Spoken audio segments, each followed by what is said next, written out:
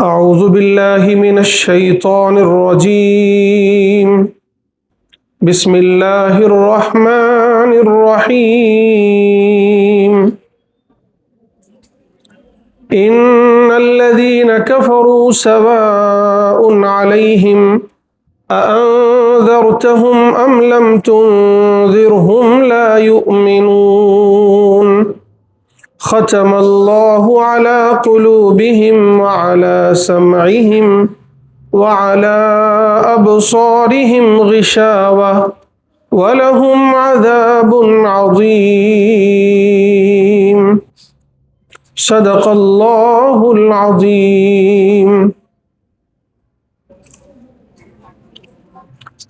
حضرات گرامی، یہ سورۃ البقرہ ہے اور جن آیات کی میں نے تلاوت کی ہے وہ آیات ہیں آیت نمبر 6 اور 7۔ پچھلے دروس میں ہم یہ بات پڑھ چکے ہیں کہ ہم سب نے اللہ تعالیٰ سے ایک دعا مانگی تھی کہ اللہ ہمیں صراط مستقیم پر چلا، ان لوگوں کے راستے پر جن پر تیرا انعام ہوا۔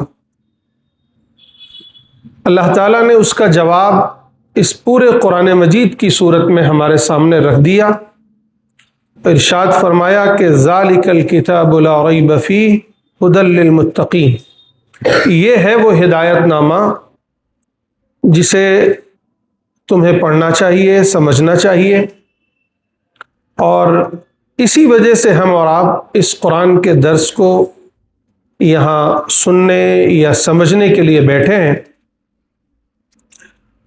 سورۃ البقرہ شروع ہوتی ہے تو اللہ تعالیٰ ابتدائی 5 آیات میں انہی لوگوں کا تذکرہ فرماتے ہیں جن کے بارے میں ہم نے دعا مانگی تھی کہ اللہ ہمیں ان کے راستے پر چلانا جن پر تیرا انعام ہوا۔ اللہ تعالیٰ نے بتایا کہ وہ انعام یافتہ لوگ کون ہیں، وہ ہدایت والے لوگ کون ہیں جن کی تمہیں پیروی کرنی ہے یا جن کے راستے پر چلنا ہے۔ وہ متقین لوگ ہیں جن کا تذکرہ ابتدائی 5 آیات میں آ چکا۔ تو یہ پہلا گروہ ہے، جب بھی کبھی اسلام کی دعوت پیش کی جائے گی، توحید کی دعوت پیش کی جائے گی، خدا کا کلام پیش کیا جائے گا، یا جب کبھی انبیاء اکرام علیہم الصلاۃ نے اپنے رب کی دعوت کو پیش کیا تو ہمیشہ 3 طرح کے لوگ سامنے آئے۔ ایک وہ جن کا تذکرہ ہوا، یعنی متقین، مہتدین، انعام یافتہ لوگ، کہ وہ نبیوں کی دعوت پر فوراً لبیک کہتے ہیں اور اس دعوت کو قبول کرتے ہیں، اس دعوت پر عمل کرتے ہیں، جیسا کہ رسول اللہ صلی اللہ علیہ وسلم کے زمانے میں حضرت علی ہیں، حضرت ابو بکر صدیق ہیں، حضرت عثمان ہیں، طلحہ ہیں، زبیر ہیں، اور ایک بڑی تعداد ہے السابقون الاولون کی، جنہوں نے ہدایت جیسے ان کے سامنے آئی فوراً اسے قبول کر لیا، قبول کر کر اللہ پر ایمان لے آئے، نماز قائم کرنے لگے، جو کچھ اللہ نے مال دیا تھا اللہ کی راہ میں خرچ کرنے لگے، یعنی وہ ساری صفات جن کا تذکرہ شروع کی 5 آیتوں میں آیا ان کے اندر موجود تھی۔ وہ لوگ ہیں جو ہدایت یافتہ ہیں اور وہی لوگ ہیں جو فلاح پانے والے۔ اب ایک دوسرا گروہ بھی سامنے آیا، وہ دوسرا گروہ وہ تھا جو سرکش کا تھا، ان پکے کافروں کا تھا، منکرین کا تھا، جن کو قرآن مجید جگہ جگہ مخاطب کرتا ہے۔ سورۃ الکافرون میں انہی سے کہا گیا قل یا ایھا الکافرون، اے نبی آپ کہہ دیجئے کہ اے منکرو، اے کافرو، اے انکار کرنے والوں۔ حالانکہ انہی لوگوں کو سورہ یاسین میں اللہ تعالیٰ نے یہ کہا تھا فہم غافلون، لتنذر قوما ما انذر آباؤہم فہم غافلون، کہ اے نبی آپ ڈرائیے اس قوم کو جس کے آباء و اجداد کو بھی نہیں ڈرایا گیا تھا، یہ غافل ہیں۔ پھر انہی کو لیکن دوسری جگہ جب مخاطب کیا گیا تو کہا گیا یا ایھا الکافرون. وجہ کیا ہے؟ سبب کیا ہے؟ اس کا سبب یہاں بیان کیا گیا ہے ان آیتوں میں. وہ سبب ہے کہ انہوں نے اللہ کے نبی صلی اللہ علیہ وسلم کی دعوت کو سنا، سمجھا بھی، انہیں سمجھ آ گیا کہ یہ حق ہے، لیکن اس کے باوجود انہوں نے انکار کیا اور اپنے اس انکار پر ثابت قدم ہو گئے، جم گئے، اور کسی حال میں بھی اپنے اس انکار سے تائب نہیں. تو ایسے لوگوں کو پھر اللہ تعالیٰ نے یہ خطاب دیا یا ایھا الکافرون، اے منکرو، اے کافرو، اے انکار کرنے والو، اے نبی آپ کہہ دیجئے اے انکار کرنے والو، میں ان کی عبادت نہیں کر سکتا جن کی تم کرتے ہو، اور اب تمہاری روش یہ بتا رہی ہے کہ تم اس کی عبادت نہیں کرو گے جس کی میں کرتا ہوں. تمہارا دین تمہارے لیے، میرا دین میرے لیے، تمہارا انجام تمہیں مبارک ہو، میرا انعام مجھے مبارک ہو، یا تمہارا دین تمہیں مبارک، ہمارا دین ہمیں مبارک. تو یہ وہی لوگ ہیں جو پکے کافر کہلاتے ہیں. اسی سے یہ بات بھی سمجھ میں آتی ہے کہ کفر کیا ہے. ہمارے یہاں، ہمارے ملک میں بھی یہ بحث بہت دنوں تک چلتی رہی کہ یہ کافر کون ہے اور کافر کسے کہنا کسے نہیں کہنا. اور یہ لفظ اتنا بدنام ہوا کہ ہمارے یہاں اسے ایک طرح سے گالی سمجھا جانے لگا.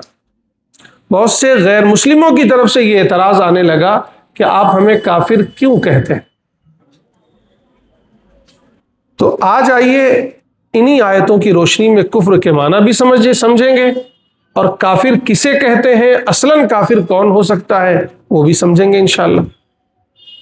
فرمایا اللہ تعالیٰ نے ان الذین کفروا، بے شک جنہوں نے انکار کیا. دیکھیے کفر یکفر کفرن کے معنی ہوتے ہیں چھپانا، ناشکری کرنا اور انکار کرنا.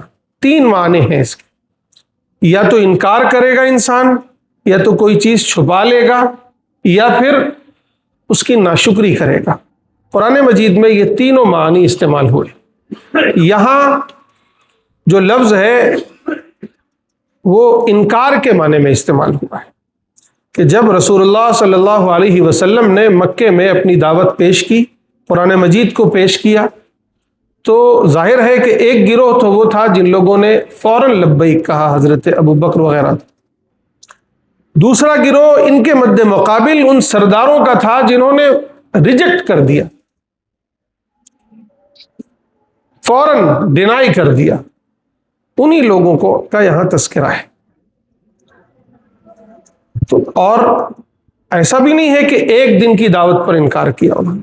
رسول اللہ صلی اللہ علیہ وسلم نے 13 سال مسلسل انہیں دعوت دیتے رہے. وہ جان بوجھ کر انکار کرتے رہے. ایک مرتبہ ابو جہل سے پوچھا گیا کیا تمہیں رسول اللہ صلی اللہ علیہ وسلم کی حقانیت پر یقین نہیں ہے؟ کیا وہ واقعی جھوٹے نبی ہیں؟ اس نے کہا نہیں، جھوٹے نبی نہیں ہیں، مجھے یقین ہے کہ وہ سچے ہیں، لیکن بنو ہاشم سے ہماری رقابت رہی ہے.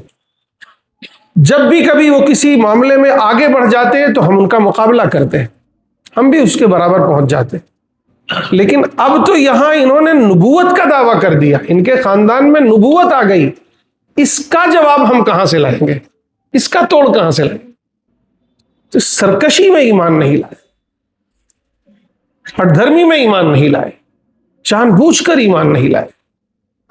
کتنے سرداران کے بارے میں آتا ہے کہ یہ چھپ چھپ کر قرآن سنا کرتے تھے، لیکن جب قرآن ماننے کی نوبت آتی، قرآن پر ایمان لانے کی نوبت آتی تو کہتے نہیں یہ تو جھوٹا کلام ہے یا یہ جادوگری ہے. تو یہ سرکشی تھی جان بوجھ کر. اسی لیے یہاں اس آیت کی تشریح میں حضرت عبداللہ ابن عباس رضی اللہ تعالیٰ عنہما فرماتے ہیں ان الذین کفروا ای اثبتوا علی الکفر، بے شک جن لوگوں نے کفر کیا یا انکار کیا اور اپنے اس انکار پر جم گئے، یہی وہ لوگ تھے جم گئے. اب ان کے بارے میں اللہ تعالیٰ کیا فرما رہے ہیں؟ سواء علیہم، برابر ہے ان پر، अअंज़रतहुम, आप उन्हें डराएं या ना डराएं, अम लम तुनज़िरहुम ला युमिनून, ये ईमान नहीं लाएंगे। यानी अल्लाह ताला की तरफ से ये फैसला अब हो गया कि ए नबी आपने हुज्जत तमाम कर दी, अब ये सरकश ईमान नहीं लाएंगे, आप इन्हें दावत दें या ना दें। ख़तम अल्लाहु अला क़ुलूबिहिम, अल्लाह ताला ने इनके दिलों पर मोहर लगा दी, व अला समइहिम, और इनकी क़ुव्वत समाअत पर, ये यानी इनके कानों पर मोहर लगा दी, व अला अबसारिहिम गिशावा, और इनकी आंखों पर पर्दे पड़ गए, पर्दे हैं, वलहुम अज़ाबुन अज़ीम, और इनके लिए बहुत बड़ा अज़ाब है। ये एक कैफियत या कहिए या एक घड़ी आती है, कंडीशन आती है इंसानों पर। देखिए, हर एक इंसान को अल्लाह ताला ने इस धरती पर पैदा किया है, उसे शऊर से नवाजा है, उसे अक्ल सलीम से नवाजा है, उसे इख्तियार दे रखा है, फ्रीडम दे रखा है, उसके सामने दो रास्ते बनाए हैं, वहदैनाहुन नजदैन, हक व बातिल उसके सामने है। अल्लाह ताला ये चाहते हैं कि तुम अपनी दानिस्त में अपनी अक्ल इस्तेमाल करते, अपना शूर इस्तेमाल करते हुए, अपना इख्तियार इस्तेमाल करते हुए हक को चूज करो, हक का इंतखाब करो और उस पर चलो। जब कभी तुम्हारे सामने हक की दावत आए तो उसे कबूल करो। आगे आएगा सूरतुल बकरा में ही अल्लाह ताला इरशाद फरमा रहे हैं कि जब हज़रत आदम अलैहिस्सलातु वस्सलाम को, शैतान को और हज़रत हव्वा को, सबको इस धरती पर भेज रहे थे, तो क्या फरमाया था? कुल्ना हबितू मिन्हा जमीआ, जाओ तुम सब इस जमीन पर चले जाओ। फ़इम्मा यातियन्नकुम मिन्नी हुदन, जब कभी भी मेरी तरफ से कोई हिदायत, कोई रहनुमाई आएगी तो फमन तबिया हुदाया फला खौफुन अलैहिम वला हुम यहज़नून, जो मेरी हिदायत की इत्तिबा करेगा उस पर कोई गम, कोई खौफ न होगा।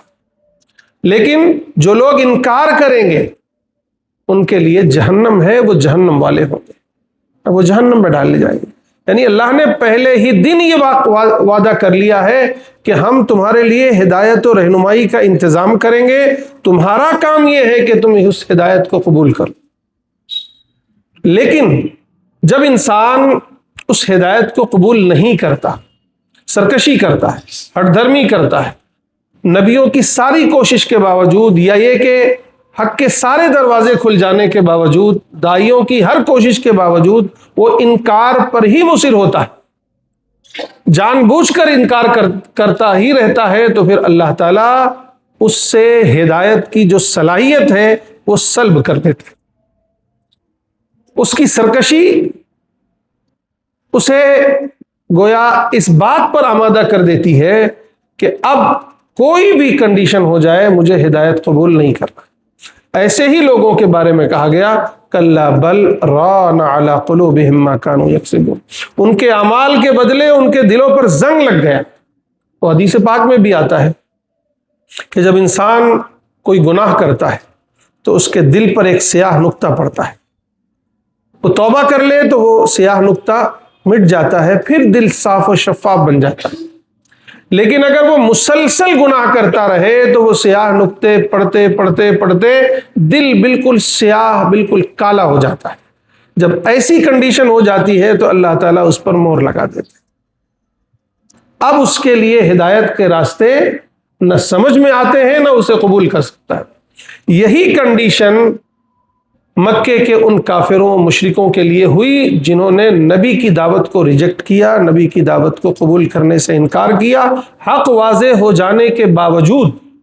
और यही कंडीशन मदीने के यहूद के सामने आई कि उन्होंने भी हक वाज़े हो जाने के बाद, नबी सल्लल्लाहु अलैहि वसल्लम के आने से पहले तो बाकायदा इंतज़ार कर रहे थे कि आखिरी नबी आएंगे और हम उन पर ईमान ले आएंगे। मक्के वालों को या दीगर अरब कबाइल पर वो ये धौंस जमाते थे कि हमारे यहाँ तो एक नबी आने वाले हैं। उनका गुमान ये था कि बनी इसराइल में वो नबी आएंगे, लेकिन अल्लाह ताला ने बनी इस्माइल में वो नबी भेज दिए, तो वो हसद कर बैठे। एक बहुत मशहूर रिवायत है, حضرت ام سلمہ جو ام المؤمنین ہے، حضرت عائشہ، حضرت حضور پاک صلی اللہ علیہ وسلم کی زوجہ محترمہ ہے، وہ یہ روایت بیان کرتی ہیں کہ میں جب رسول اللہ صلی اللہ علیہ وسلم مدینے تشریف لائے تو میرے والد اور میرے چچا جو یہودیوں کے بڑے علماء میں شمار ہوتے تھے، وہ باقاعدہ رسول اللہ صلی اللہ علیہ وسلم سے ملاقات کے لیے گئے، رسول اللہ صلی اللہ علیہ وسلم کی ساری باتیں سنی، گفت و شنید ہوئی، وہاں سے واپس آئے تو میرے چچا سوال کرتے ہیں میرے والد سے کہ آپ نے کیسا پایا انہیں، کیا وہ واقعی نبی برحق ہے؟ تو انہوں نے کہا ہاں واقعی وہ نبی برحق ہے، ان کی ساری باتوں سے یہ لگا کہ وہ وہی نبی ہے جن کا ہم انتظار کر رہے تھے۔ تو میرے چچا نے پوچھا تو پھر ارادہ کیا ہے، آگے کیا کریں، کیا کرنے کا ارادہ ہے؟ چلے ان کے ہاتھ پر بیعت کر لیں، انہیں مان لیں؟ کہا نہیں، یہ نہیں ہو سکتا، وہ بنی اسماعیل میں آئے ہیں اور ہم بنی اسرائیل ہیں، یہ کیسے ہو سکتا ہے کہ ہم ان کے ہاتھ پر بیعت کر لیں؟ میں جیتے جی ان پر ایمان نہیں لا سکتا، انہیں نہیں قبول کر سکتا اور نہ ان کی دعوت کو آگے بڑھنے دوں گا۔ تو یہ یہودیوں کی روش تھی، یعنی جان بوجھ کر انکار، جان بوجھ کر کفر، یہ ہے۔ تب اللہ تعالیٰ نے ان دونوں گروہ اس میں، کیونکہ اسی لیے اللہ تعالیٰ نے یہ نام نہیں لیا کہ مکے کے کافر یہ یہود، بعض مفسرین نے کہا یہود بھی اس میں مراد ہے اور بعض نے کہا کہ وہ مکے کے کفار و مشرکین بھی، تو سبھی ہر وہ شخص اس میں شامل ہے جو جان بوجھ کر حق کا انکار کر دے۔ اس کے بارے میں اللہ کا یہ فیصلہ ہو گیا کہ اب نبی بھی تمہیں دعوت دیں تو وہ دعوت تم پر اثر انداز نہیں ہوگی، تم ایمان نہیں لاؤ، کیونکہ اللہ تعالیٰ نے اب تمہاری سرکشی کے سبب، تمہارے اعمال کے سبب تمہارے دلوں پر، تمہارے کانوں پر مہر لگا دی، تمہاری آنکھوں کے سامنے پردے ڈال دیے، اور تمہارے لیے اب بہت بڑا عذاب ہے اللہ تعالیٰ کے، یعنی ہمیشہ ہمیش کی جہنم ان کے لیے۔ اور ایسے سرکشوں کو اللہ تعالیٰ اس دنیا میں بھی عذاب دیتے ہیں، جیسے مکے والوں کو دیا، یہود کو دیا، اور ہر نبی کے منکرین کو دیا، ہر دور میں دیا، دنیا میں بھی اللہ تعالیٰ عذاب دیتے ہیں، تو ان کو عذاب سے۔ تو اس سے ایک بات جو سمجھ میں آئی، جو میں نے مسئلہ چھیڑا تھا کہ کافر کون ہوتا ہے۔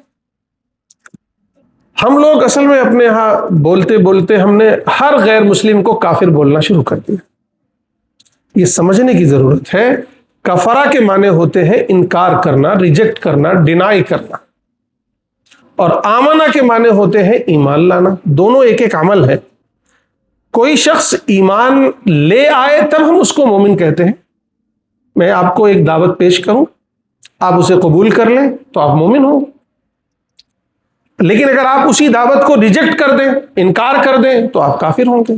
ایک بندہ جسے کچھ پتہ ہی نہیں ہے، ہم نے کبھی دعوت بھی نہیں دی ہے، تو مجھے بتائیے اسے ہم کافر کس منہ سے کہتے ہیں؟ کیا کافر کہنے کا حق ہے؟ وہ تو بیچارہ، صحیح پوچھئے تو سورہ یاسین کی زبان میں وہ غافل ہے، ابھی کچھ پتہ ہی نہیں ہے، اسے رب کے بارے میں نہیں پتا، اسے دین حق کے بارے میں نہیں پتا، اسے نبی کے بارے میں نہیں پتا، اسے قرآن کے بارے میں نہیں پتا۔ تو پہلا لازمی فریضہ ہمارا یہ ہے کہ ہم اسے بتائیں، اس کے سامنے حق واضح کریں، پھر وہ انکار کر دے تب کافر ہوگا، اور اگر مان لے تو مومن ہوگا۔ تو جیسے بغیر مانے کوئی مومن نہیں ہو سکتا، تو بغیر انکار کرے کوئی کافر کیسے ہوتا؟ ہمارے ہاں تو اس کو مان لیا گیا ہے۔ یہ سمجھنے کی ضرورت ہے۔ اللہ تعالیٰ مجھے بھی اور آپ سب کو بھی ان آیات کو سمجھنے اور اس پر عمل کرنے کی توفیق نصیب فرمائے۔ اور یہ اصلاً صحیح بات تو یہ ہے کہ یہ جو اللہ تعالیٰ ان انسانوں کی کیفیات کو یہاں بیان کر رہے ہیں، یہ گویا ایک آئینہ دکھا رہے ہیں ہمیں اور آپ کو، کہ تم اپنے آپ کو کس کیٹیگری میں رکھنا چاہتے ہو۔ یہاں دیکھو، کیا تم ایسا تو نہیں کر رہے ہو؟ تم کیا متقین کی صف میں اپنے آپ کو کھڑا کرتے ہو، یا پکے کافروں کی صف میں؟ یا پھر آگے جو اگلا گروہ آ رہا ہے، جن کا حال یہ ہے کہ وہ زبان سے تو کہتے ہیں کہ ہم مومن ہیں، لیکن دل سے مومن نہیں ہے۔ انشاءاللہ ہم اگلے ہفتے ان کے بارے میں پڑھیں گے۔ اللہ تعالیٰ ہم سب کو قرآن سمجھنے کی توفیق عطا فرمائے۔ اللهم لك الحمد حمدا كثيرا طيبا مباركا فيه، اللهم صل على سيدنا محمد وعلى ال سيدنا محمد وبارك وسلم مولا کریم ہم سب آپ کے دربار میں حاضر ہوئے، مولا ہماری حاضری کو قبول فرما لیجیے، تیرے مقدس کلام کو پڑھنے، سمجھنے اور سمجھانے کے لیے یہاں بیٹھے ہیں، مولا ہم سب کو قبول فرما لیجیے۔ اس قرآن کی تفسیر میں، ترجمے میں کہیں کوئی غلطی کوتاہی ہوئی تو مولا اسے معاف فرما دیجیے، اور اس کے خیر سے، اس کی برکتوں سے، اس کی ہدایت سے، اس کے نور سے ہم سب کو مالا مال فرما دیجیے، اس قرآن کے فیض کو ہماری نسلوں میں جاری فرما دیجیے۔ مولا ہم سب گنہگار ہیں، خطا کار ہیں، ہمارے گناہوں کو معاف فرما دیجیے، درگزر فرما دیجیے۔ مولا ہم سب کا خاتمہ ایمان پر فرمائیے، مولا ہمارے تمام مرحومین کی مغفرت فرما دیجیے، مولا تمام مرحومین کی مغفرت فرما دیجیے، ہماری مغفرت فرما دیجیے، ہمارے والدین کی مغفرت فرما دیجیے، ہمارے آباء و اجداد کی مغفرت فرما دیجیے، پوری امت مسلمہ کی مغفرت فرما دیجیے۔ مولا ہمیں ہدایت دے دیجیے اور ہمارے ذریعے سے پوری انسانیت کو ہدایت دے دیجیے۔ مولا ہمارے پورے دیش واسیوں کو ہدایت دے دیجیے، پوری انسانیت کو ہدایت دے دیجیے۔ مولا حاضرین مجلس کی تمام جائز مرادیں پوری فرمائیے۔ مولا جو لوگ پریشان حال ہیں ان کی پریشانیوں کو دور فرما دیجیے، جو لوگ بے روزگار ہیں ان کے لیے روزگار کا انتظام فرمائیے۔ ہم سب کے لیے مولا حلال و طیب رزق عطا فرمائیے، فراوانی نصیب فرما دیجیے، آسانی پیدا فرما دیجیے، خیر کے فیصلے فرما دیجیے، ہر شر سے، ہر مصیبت سے، ہر پریشانی سے، ہر بیماری سے، ہر بلا سے ہم سب کی حفاظت فرمائیے۔ ربنا تقبل منا انك انت السميع العليم وتب علينا انك انت التواب الرحيم، وصلى الله تعالى على خير خلقه محمد وآله وصحبه اجمعين برحمتك يا ارحم الراحمين۔